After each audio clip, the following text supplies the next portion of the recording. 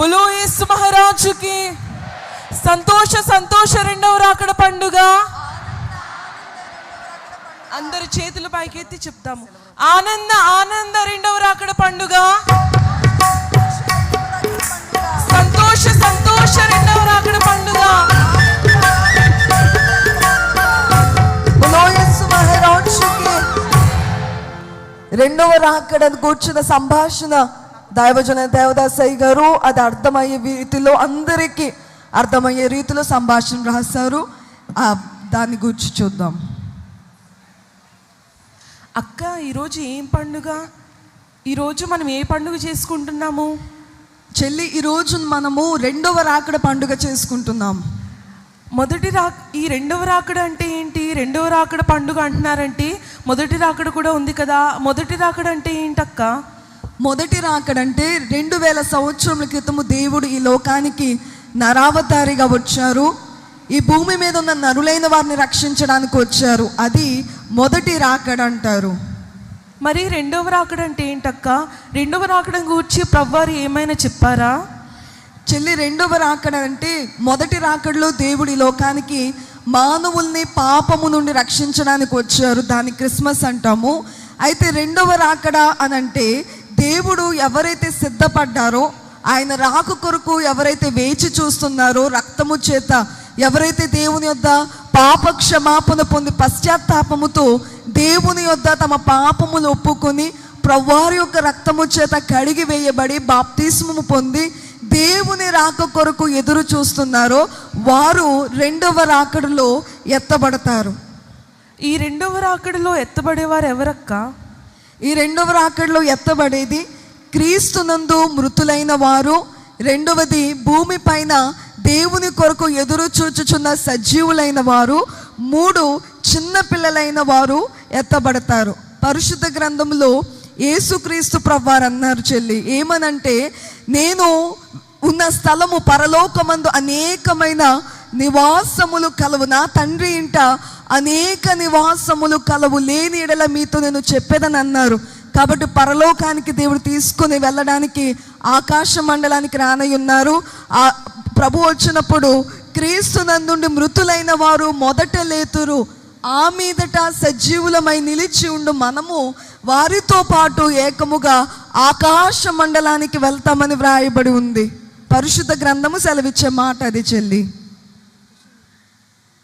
బోలో యేసు మహారాజుకి. మీకు అర్థమైందా? సంభాషణ అర్థమైందా మీకు? అర్థమైందన్న వారు చేతులు పైకెత్తి చప్పట్లు కొట్టండి. చెల్లి, ప్రభువారు ఏ వాహనము మీద ఆకాశ మండలానికి వస్తారు? అవును, ప్రభువారు ఒక వాహనం మీద వస్తారు. అది ఇప్పుడు వరకు ఎవ్వరూ వాడలేదు. ఆ వాహనము మేఘ వాహనం అని. ఆ వాహనం మీద ప్రభువారు ఈ ఆకాశ మండలానికి తిరిగి వస్తారు. మరి సిద్ధపడిన సంఘము ఏ వాహనం మీద ఆకాశ మండలానికి వెళ్తుంది? చెల్లి, మనం విమానంలో వెళ్తామా ఆకాశ మండలానికి? లేదక్క, విమానం లాంటి మీద వాటి మీద మనము ఆకాశ మండలానికి వెళ్ళాము. కానీ మేఘ వాహనం మీదే మనం కూడా ఆకాశ మండలానికి ఎత్తబడతాము. ఎలా కొనుపోబడతాము? ఈ శరీరముతోనా?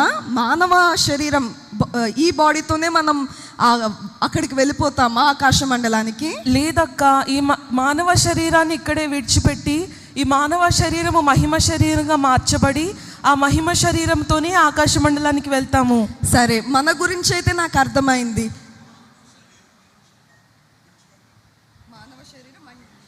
ఈ మానవ శరీరము మహిమ శరీరంగా మార్చబడి ఆ మహిమ శరీరంతోనే ఆకాశ మండలానికి మనము ఎత్తబడతాము. అవునా చెల్లి, ఇది అర్థమైంది. అయితే మృతులైన వారు ఎలా కొనుపోబడతారు ఆకాశ మండలానికి? మృతులైన వారు కూడా మహిమ శరీరముతోనే లేపబడతారు. ఆ మహిమ శరీరంతోనే ఆకాశ మండలానికి ఎత్తబడతారు. ప్రభువారు ఎలా వస్తారు ఆకాశ మండలానికి? ఎందుకంటే చాలా ఒక పాటలో కూడా యేసు రాజుగా వచ్చుచున్నారని ఉంది. అయితే రాజుగా వస్తున్నారా ప్రభువారు? లేదు, యేసుక్రీస్తు వారు ఈ లోకానికి తిరిగి వచ్చినప్పుడు రెండవ రాకడలో పెండ్లి కుమారునిగా. లేదక్క అని చెప్పాలి, అక్క చెల్లిని మాట్లాడుకోవాలి. చెల్లి, అయితే ఇప్పటి వరకు నువ్వు చెప్పిన నాకు అర్థమైంది. అయితే యేసుక్రీస్తు ప్రభువారు ఆకాశ మండలానికి ఎలా వస్తున్నారు అంటే 2000 సంవత్సరాల క్రితమేమో నరునిగా ఈ లోకానికి వచ్చారు. ఇప్పుడు ఆకాశ మండలానికి ఎలా వస్తున్నారు? ఒక పాట ఉంది, యేసు రాజుగా వచ్చుచున్నారని. కాబట్టి ప్రభువారు రాజుగానే కదా వచ్చేది? కాదక్క, యేసుక్రీస్తు వారు రెండవ రాకడలో పెండ్లి కుమారునిగా వరునిగా ఈ ఆకాశ మండలానికి వస్తున్నారు. బులో యేసు మహారాజుకి. ప్రభువారు సంఘము కలిసి పరలోకానికి వెళ్ళిన తర్వాత ఏం జరుగుతుందక్క? మనకి పరలోకంలో గొర్రె పిల్ల పెండ్లి విందు 7 సంవత్సరాల పాటు జరుగుతుంది చెల్లి. మనకి గొర్రెపిల్ల పెండ్లి విందు అంటున్నావు కదా, అక్కడ మాంసం ఉంటుందక్క. విందు అంటే ఏంటక్క? మాంసం మనం ఇక్కడ తిన్నట్లుగా చెల్లి అక్కడ మనం తినము.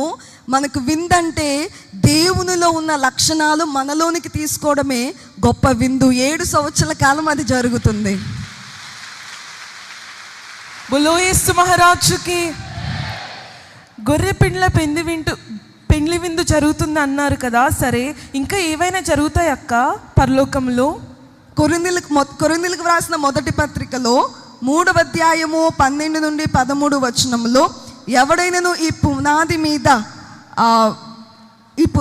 అక్కడ తెలియజేయబడే మాట, బంగారము, వెండి, వెలగల రాళ్ళు, కర్ర, గడ్డి ఇవన్నీ అగ్నిలో పరిశోధించబడతాయి అని తెలియజేస్తూ, దేవుడు అక్కడ తెలియజేసిన మాట ఏంటంటే, ప్రతి వానికి సిద్ధపరచినది అంటే ఈ భూలోకమందు మనము దేవుని కొరకు ఏం చేస్తామో చెల్లి, దాని గురించి దేవుడు పరలోకంలో మనకు జీతాన్ని ఇస్తారు, బహుమానాల్ని, గిఫ్ట్స్ అనేది పరలోకంలో ఉంటాయి. ఆ గొప్ప కార్యం జరుగుతుంది చెల్లి. మరి నువ్వు నేను తీసుకుందాం వాటిని. సరే అక్క. బులో యేసు మహారాజుకి. అయితే జీతం అంటే ఏమిటి? డబ్బులు ఇస్తారా లేక బంగారాన్ని ఇస్తారా చెల్లి? ఈ జీతం అంటే డబ్బులు బంగారం ఇవేమి కాదు, కానీ మనకి జీతం అనగా మహిమ. ఎవరి పనిని బట్టి వారికి దేవుడు ఆ జీతాన్ని, మహిమను దేవుడు అనుగ్రహిస్తారక్క. ప్రభు తిరిగి వస్తారు అనుటకు గుర్తులు ఏమన్నా ఉన్నాయా చెల్లి? ఉన్నాయక్క. ప్రభువారు తిరిగి వస్తారని గుర్తుల్లో ఒక గుర్తు, యూదులు తమ దేశానికి తిరిగి వస్తారని, ఇశ్రాయేలు దేశంకు తిరిగి వస్తారని గుర్తులు ఉన్నాయక్క. ఇంకా ఏం గుర్తులు ఉన్నాయి చెల్లి? చాలా ఉన్నాయక్క. యుద్ధాలు, భూకంపములు, మతవాదములు, నేనే క్రీస్తునని చెప్పుకునే వారు చాలా మంది వస్తారక్క. ఇలా జరిగినవన్నీ యేసుక్రీస్తు వారు తిరిగి వస్తారనే దానికి గుర్తులక్క. అవునా? బులో యేసు మహారాజుకి. అక్క, యేసుక్రీస్తు వారు మళ్ళీ తిరిగి రావడానికి రెండవ రాకడికి ఎందుకు ఇంకా ఆలస్యం అవుతుందక్క? నువ్వు అడిగిన ప్రశ్న చాలా మంచి ప్రశ్న చెల్లి. ఎందుకంటే యేసుక్రీస్తు ప్రభువారు ఆయన వాగ్దానాన్ని గూర్చి ఆలస్యం చేసేవారు కాదు. అయితే ఈ భూలోకమందున్న నరులైన వారు ఎవ్వరు నశించకూడదని చెప్పి, అందరూ మారు మనసు పొందాలని, అందరూ దేవుని వద్దకు రావాలని దేవుని యొక్క ఆశ. కాబట్టి ఆయన దీర్ఘశాంతముతో, చాలా పేషెన్స్తో దేవుడు వెయిట్ చేస్తున్నారు. అంతేగాని దేవుడు ఏమి ఆలస్యం చేయట్లేదు. దీని గురించి పేతురు రాసిన 2వ పత్రిక 3వ అధ్యాయము 9వ వచనంలో చక్కగా వివరించారు చెల్లి దీని గురించి. మరి రాకడకు నేను ఎలా సిద్ధపడాలక్క? మనము రాకడకు సిద్ధపడాలంటే పరిశుద్ధ గ్రంథములో వాక్యాన్ని మనం బాగా చదవాలి. అది మొట్టమొదటిది. అయితే పరిశుద్ధ గ్రంథములో దేవుని యొక్క రెండవ రాకడను గూర్చి 370 సార్లు వ్రాయబడింది.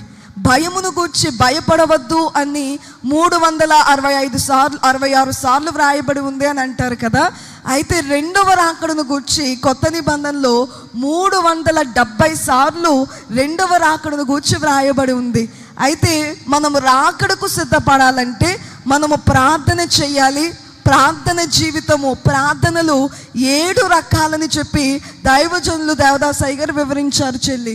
ఒకటేమో సామాన్యమైన ప్రార్థన, రెండవది కన్నీటి ప్రార్థన, 3 ఉపవాస ప్రార్థన, 4 ఆసక్తి ప్రార్థన, 5 అత్యాశక్తి ప్రార్థన, 6 రోదన ప్రార్థన, 7 దైవశక్తి ప్రార్థన.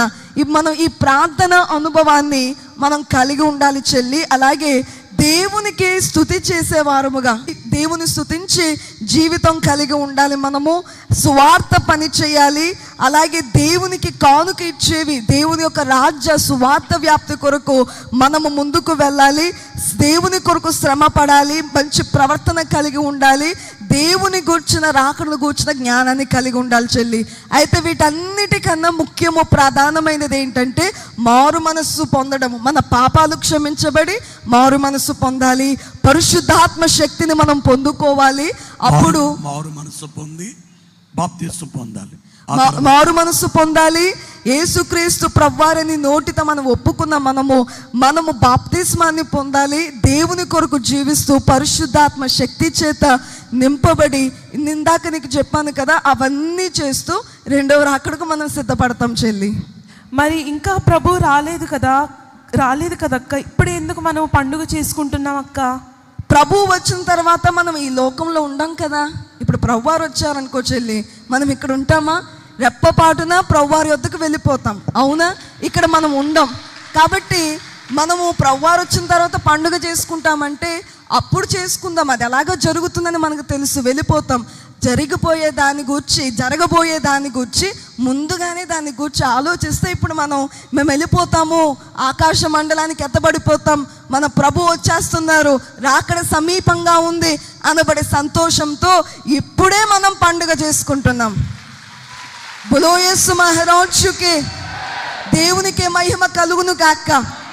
అలాగే చెల్లి, ఇప్పుడు ఎవరికైనా పెండ్లి కాబోతుంది అని అంటే పెండ్లి ముందే వాళ్ళు ఆలోచిస్తారు, నాకు పెండ్లి కాబోతుంది, ఇలా ఉంటుంది అలా ఉంటుందని ఆలోచిస్తారు కదా. ఇప్పుడు దేవుని రాకడ జరగబోతుంది, జరిగిపోయిన తర్వాత అప్పుడు సంతోషిద్దాం అనుకునే కన్నా ఇప్పుడు నుంచే సంతోషం ఉందా లేదా? ఇప్పుడు మన సంతోషం ఉంది. ఇల్లు కట్టుకుపోయే ముందు, ఇల్లు ఓపెనింగ్ కాకముందే సంతోషపడిపోతాం. ఇది అన్నిటికన్నా ముఖ్యమైనది ఏంటంటే దేవుని రాకడ ఖచ్చితంగా జరుగుతుంది, నమ్మినా నమ్మకపోయినా జరుగుతుంది. అందుకనే మనమందరం దేవుని రాకడకు సిద్ధపడతాము, అంతము లేని ఆయన రాజ్యమునకు సిద్ధపడతాం. నాదొక ప్రశ్న మీ ఇద్దరికి. రెండవ రాకడ పండుగలో బూరెలో, గారెలో, గజ్జికాయలు, ఆ అత్రాసులు అన్నీ తెచ్చుకుంటారు. ఎందుకంట అవన్నీ తెచ్చుకోవటం, చర్చికి తెచ్చుకోవటం, ఇంట్లో వండుకుంటారు, పక్కింటోడికి ఇస్తారు, చర్చికి తెస్తారు. ఇవన్నీ ఎందుకట్లా? రెండో రాకడ పండుగ జరుగుతుందని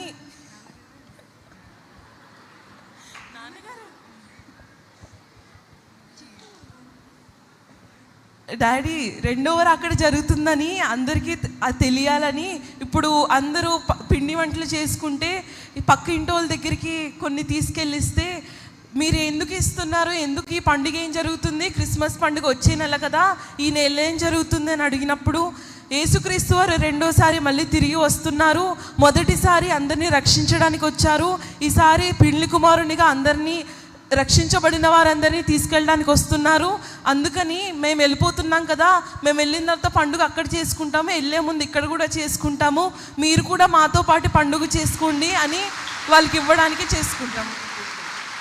గొర్రె పిల్ల పెళ్లి విందు పరలోకంలో జరుగుతుంది, ఆ విందు ముందు ఇక్కడే అందరూ కలిసి విందు చేసుకుంటారు.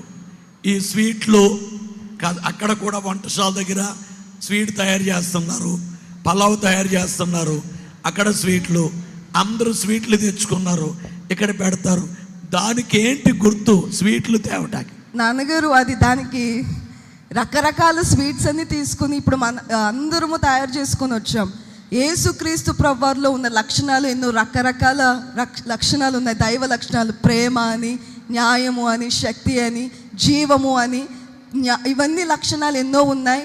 ప్రభువారిలోనున్న లక్షణాలు మనలోనికి తెచ్చుకునే దానికి గుర్తుగా 7 ఏండ్ల విందు జరగనై ఉంది కనుక దానికి గుర్తుగా ఈరోజు ఈ పండుగ చేసుకున్నాం.